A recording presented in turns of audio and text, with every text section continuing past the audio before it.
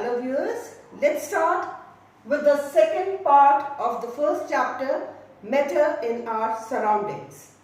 So today we are going to discuss about the different states of matter. As you all know, there are three states of matter: solids, liquids and gases. So today we are going to do the differences between these three states of matter. You have already done this in your previous classes, but now we are going to take it in a little more detail.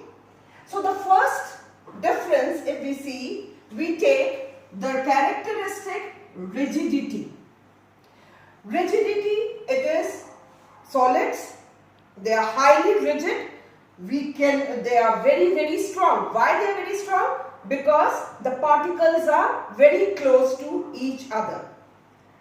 Liquids, they are less rigid, and gases, they are not rigid at all.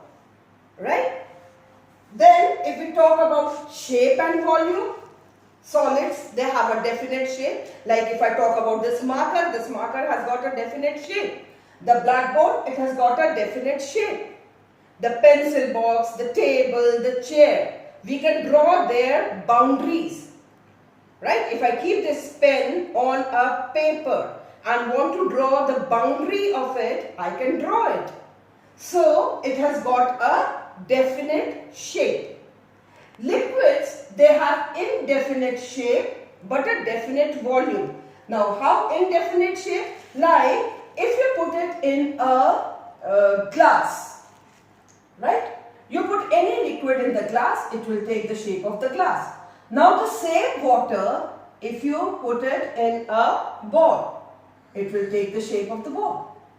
But the volume will remain the same, right? If you have taken 10 ml of water here, it will remain 10 ml here also, although this container is a little broader, right? Only the shape will change, but the volume will remain the same.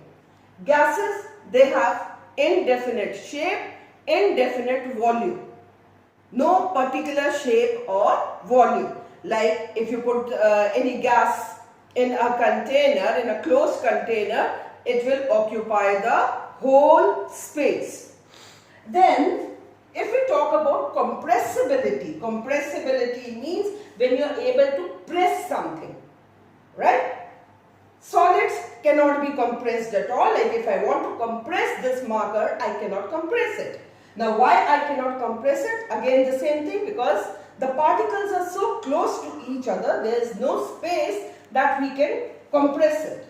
Liquids, they have little space in between them, so they can be compressed a little, not much. Like if you fill water in a balloon, you can compress it a little, but you cannot compress it all together. Gases, they can be highly compressed. That is why we can fill the gases in the containers also. Like if we talk about LPG gas, the LPG gas can be compressed in a small cylinder, like the gas cylinder you have at home, or the oxygen cylinders which are used in the hospitals. The gases, they can be compressed. That is why they are easily transportable also. Or if we talk about the CNG, right, that can be filled in the vehicles. So gases, they can be highly compressed. So they are rigid. If we talk about solids, now rigidity, shape and volume, compressibility. If we talk about rubber band or elastic, you will say they are not rigid, we can stretch them. But what happens after stretching if you leave them? What will happen? They will come back to their own position. That is why we say they have a definite shape also. They come back to their position. Or if we talk about shape of, we said that solids have a definite shape.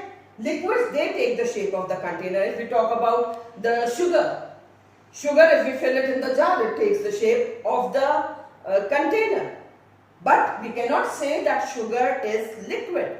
Why? Because if we take an individual crystal of solid, that has a definite shape. Right? solids, they cannot flow. Liquids, they can flow from higher level to lower level. Liquids, they have a tendency to flow from higher level to lower level. And gases, they can flow in any direction. That is why the liquids and the gases, they are also known as fluids. Right? Now here about compressibility, when we were talking, I want to take one example of solids, that is a sponge.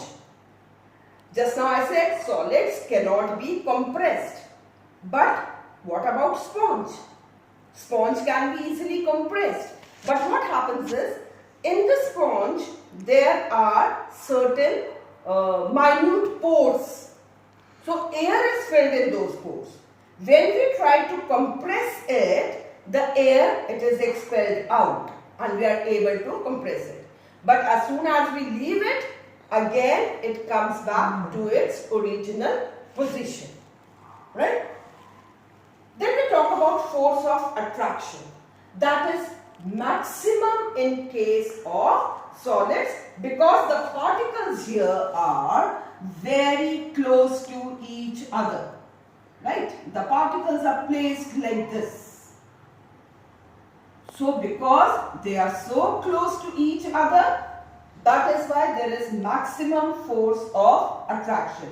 While in case of liquid, now in case of liquids, the particles are a little far from each other. Not very far, but still a little far from each other. That is as compared to solids. In liquids, the force of attraction is a little less. But in case of gases, what happens? The particles are so far apart from each other. That is why the force of attraction is almost negligible. Right? Then kinetic energy. In the previous video, I talked about kinetic energy. I told you the energy which is possessed by the moving objects. That is known as kinetic energy. This is least in solids because they are not able to move. Right? So kinetic energy will be least here. While in case of liquids, if we say, if there is more kinetic energy as compared to solids. While maximum in case of gases, because they can move all over. Right? Then in case of intermolecular space, as I told you, there is least. Now I am talking about here, I am saying the word least. I am not saying there is almost no space. Because if we see here, now the molecules are very close to each other. But if we see here, there are little gaps here also. Right? Although they are very close, they are tightly packed, but still you can see there are some spaces in between. So we say there is least intermolecular space in case of solids. Then in liquids there is a little space. As compared to solid, there is some space, but as compared to gases, it is less. There is maximum intermolecular space in case of gases. Right? So, now these gases, because they can flow in all directions and they are very easily soluble also in case of liquids. That is why the gases, the atmospheric gases like oxygen, carbon dioxide, they can dissolve, these gases can dissolve very easily in liquids because liquids have spaces in between them. So the gases, they go and occupy these spaces. That is why the aquatic animals and the aquatic plants, they are able to survive. They can very easily get that oxygen or carbon dioxide. Right? Then if we talk about the next thing, that is